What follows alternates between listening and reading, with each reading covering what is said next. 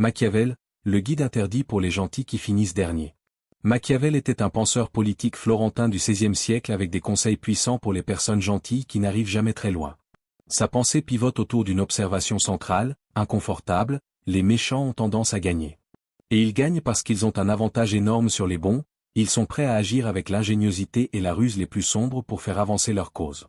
Ils ne sont pas retenus par ces opposants rigides au changement, les principes. Ils seront prêts à mentir ouvertement, à déformer les faits, à menacer, à devenir violents. Ils sauront aussi, quand la situation l'exige, comment tromper de manière séduisante, utiliser le charme et les mots mielleux, éblouir et distraire. Et c'est ainsi qu'ils conquièrent le monde. On suppose généralement qu'une grande partie de ce que signifie être une bonne personne, c'est qu'on agit bien. On n'a pas seulement de bonnes fins, on est engagé envers de bons moyens. Donc, si on veut un monde plus sérieux, on doit convaincre les gens par des arguments sérieux, pas par du contenu aguicheur.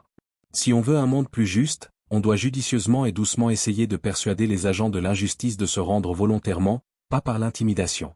Et si on veut que les gens soient gentils, on doit montrer de la gentillesse envers nos ennemis, pas de l'impitoyabilité. Ça sonne splendide. Mais Machiavel ne pouvait pas ignorer un problème incontestable: ça ne marche pas. En regardant en arrière l'histoire de Florence et des États italiens plus généralement, il a observé que les princes gentils, les hommes d'État, et les marchands finissent toujours mal. C'est pourquoi il a écrit le livre pour lequel nous le connaissons aujourd'hui, Le Prince, un manuel court et éblouissant de conseils pour les princes bien disposés sur comment ne pas finir dernier.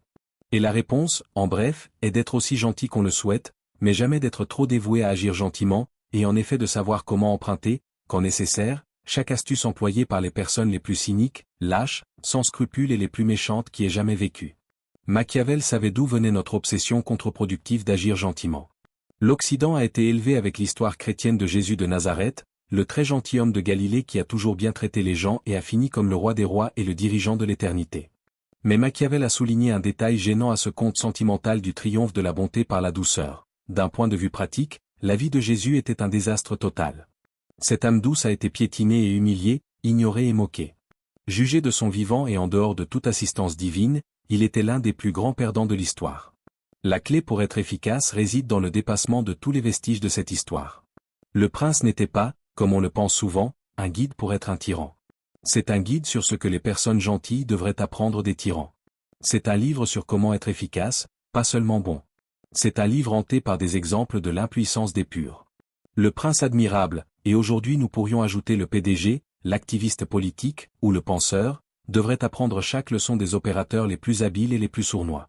Il devrait savoir comment effrayer et intimider, cajoler et tyranniser, piéger et séduire.